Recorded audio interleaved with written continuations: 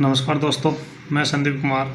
आप सभी का फिर से स्वागत है द गुरु आर्यन चैनल पर। अगर अभी तक आपने मेरे चैनल को सब्सक्राइब नहीं किया है तो प्लीज़ चैनल को सब्सक्राइब जरूर करें। और दोस्तों, आज अपन पढ़ते हैं प्रेजेंट परफेक्ट टेंस। अभी तक अपने दो टेंस हो चुके हैं, प्रेजेंट सिंपल या इंडेफिनिट टेंस, और दूसरा प्रेजेंट कंटिन्यूस टेंस, तीसरा है प्रेजेंट परफेक्ट टेंस। सबसे पहले पहचान दोस्तों कि इस टेंस की हिंदी में क्या पहचान होती है। तो इसकी पहचान क्या है कि जिन हिंदी वाक्यों के अंत में चुका है, चुकी है, चुके हैं, चुका हूँ, चुकी हूँ इत्यादि शब्द आते हैं, कि जिन हिंदी वाक्यों के अंत में चुका है, चुकी है, चुके हैं, चुका हूँ, चुकी हूँ इत्यादि शब्द आते हैं, वह टेंस प्रेजेंट परफेक्ट टेंस से कहलाता है। दोस्तों, इस टेंस का जो सीधा सा मीनिंग है वो यही है कि इसका जो कार्य है वो भूतकाल में समाप्त हो चुका होता है, लेकिन इसका प्रेजेंट से संबंध रहता है। जैसे आगे मैं ये चीज़ें आपको उदाहरण में बताऊंगा। यानी कोई भी कार्य है वो कार्य कंप्लीट हो चुका होता है, लेकिन आगे उसका संबंध जारी रहता है, इसलिए इसका नाम प्रेजेंट परफेक्ट टेंस है। दूसरा नंबर है दोस्तों हेल्पिंग वर्ब। इस टेंस में हेल्पिंग वर्ब क्या होती है? इस टेंस में हेल्पिंग वर्ब हैज तथा हैव होती है। एक वचनकर्ता के साथ हैज आती है और बहुवचनकर्ता के साथ हैव आती है। उसके बाद में इस टेंस में वर्ब यानी क्रिया का कौन सा रूप आता है? इस टेंस में वर्ब की थर्ड फॉर्म का प्रयोग किया जाता है, यानी कि पास्ट पार्टिसिपल। थर्ड फॉर्म यानी पास्ट पार्टिसिपल। तो इस टेंस में पास्ट पार्टिसिपल का प्रयोग किया जाता है, यानी वर्ब की थर्ड फॉर्म का प्रयोग किया जाता है। तो दोस्तों, अपनी सहायक क्रिया होगी हैज और हैव, वर्ब होगी वर्ब की थर्ड फॉर्म यानी पास्ट पार्टिसिपल। अब आगे बढ़ते हैं दोस्तों। सबसे पहले सिंपल सेंटेंस या अफर्मेटिव सेंटेंस।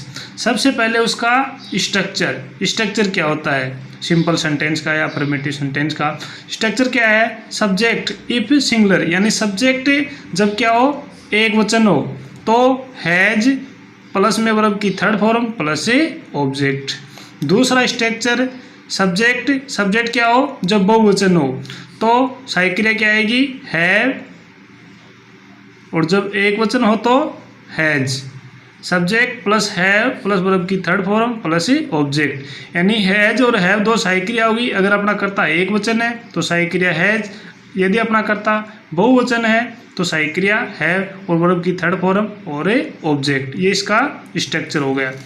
अब दोस्तों कुछ एग्जाम्पल देखते हैं अपन, उदाहरणों के माध्यम से ये अच्छी तरह समझ में आ जाएगा। जैसे पहला उदाहरण है राम स्कूल जा चुका है। यानी मैंने थोड़ी देर पहले बताया था आपको दोस्तों कि इस टेंस का संबंध पास्ट से होता है और इसका कहीं न कहीं लगाव है वो प्रेजेंट में जारी रहता है। जैसे राम स्कूल जा चुका है, ये कार्य इसका कंप्लीट हो चुका है कि राम स्कूल जा चुका है, लेकिन अभी वो कहाँ है? स्कूल में है।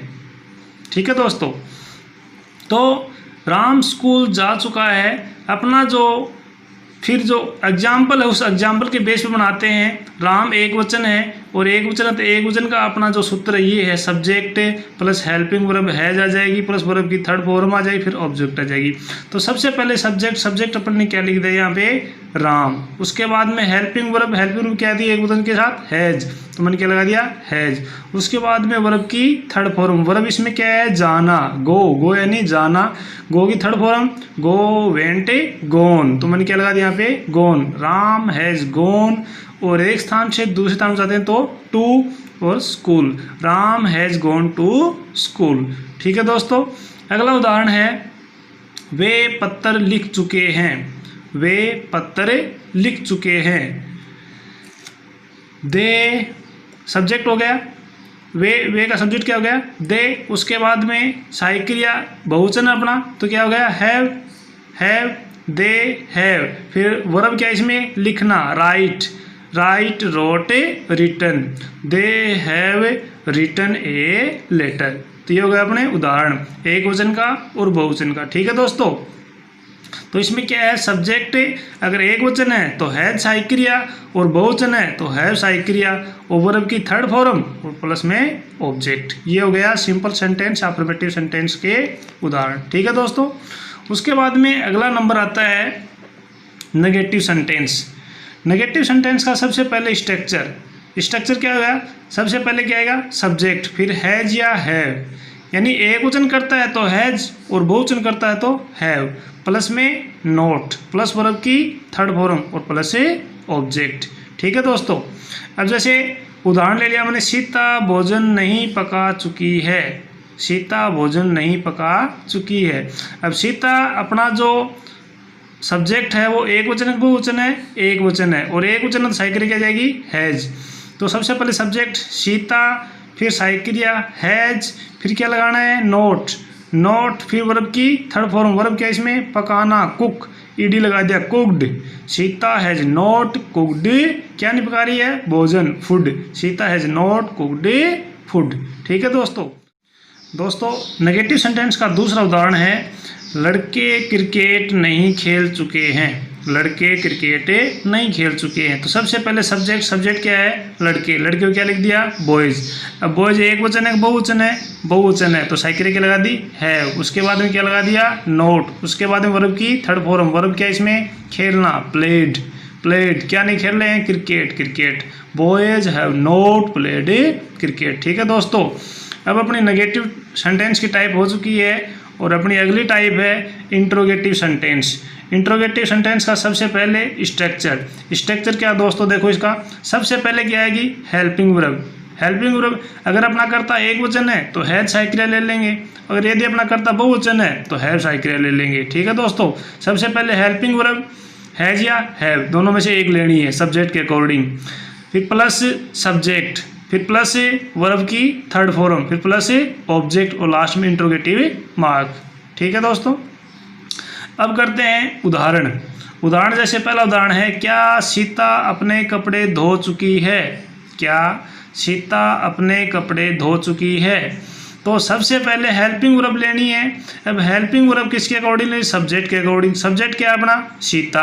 अब सीता एक वचन है बहुवचन, एक वचन साइकिल क्या आएगी, हैज। तो मैंने पहले क्या लगा दी, हैज, फिर क्या आएगा, सब्जेक्ट सीता, फिर वर्ब की थर्ड फॉर्म, वॉश्ड, धोना यानी वॉश, WASH, और उसमें क्या लगा दी, ED। तो has Sita washed her clothes.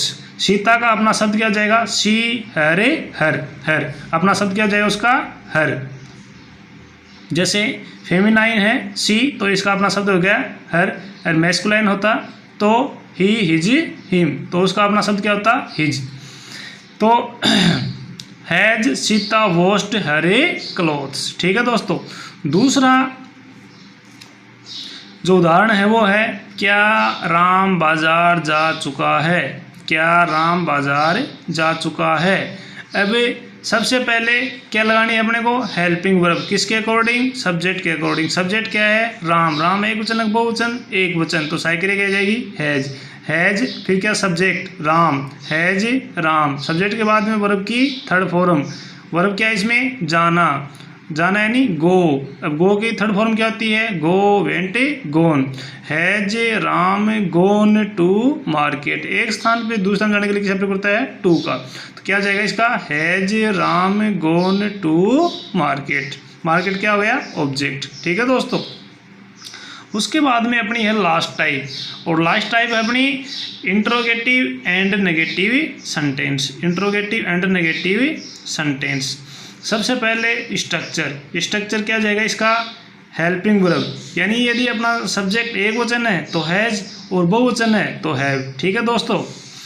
फिर सब्जेक्ट, फिर नोट, फिर वर्ब की थर्ड फॉर्म और फिर ऑब्जेक्ट। तो स्ट्रक्चर क्या हो गया, helping verb plus subject plus note plus verb की थर्ड फॉर्म प्लस ऑब्जेक्ट। उसके बाद में अपना उदाहरण है, क्या सीता भोजन नहीं पका चुकी है, क्या सीता भोजन नहीं पका चुकी है।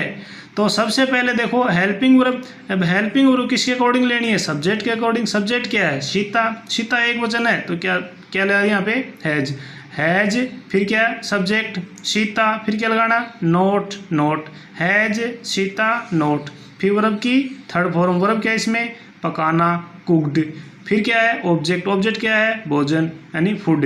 Has Sita note cooked food. ठीक है दोस्तों। लास्ट उदाहरण है अपना, क्या मैं पुस्तक नहीं पढ़ चुका हूँ। क्या मैं पुस्तक नहीं पढ़ चुका हूँ। अब सबसे पहले हेल्पिंग वर्ब किसके अकॉर्डिंग, सब्जेक्ट क्या है इसमें, मैं का आई को इंग्लिश में बहुवचन मानते हैं, तो बहुवचन है। तो मैंने आपको पहले बताया सब्जेक्ट एकवचन कौन से होते हैं, बहुवचन कौन से होते हैं। तो सब्जेक्ट के अकॉर्डिंग साइक्रिया लेंगे, साइक्रिया क्या जाएगी, हैव आई, फिर उसके बाद में क्या लगाना है, नोट, उसके बाद में वर्ब की थर्ड फॉर्म, वर्ब क्या है इसमें, पढ़ना, तो रीड, रेड। तो have I not read a book. Read की तीनों फॉर्म एक से, सिर्फ प्रोनाउंसिएशन में फ़र्क होता है, रीड। ठीक है दोस्तों, ये हो गए अपने उदाहरण। तो ये टेंस था अपना प्रेजेंट परफेक्ट टेंस। अगला टॉपिक होगा प्रेजेंट परफेक्ट कंटिन्यूअस टेंस। धन्यवाद।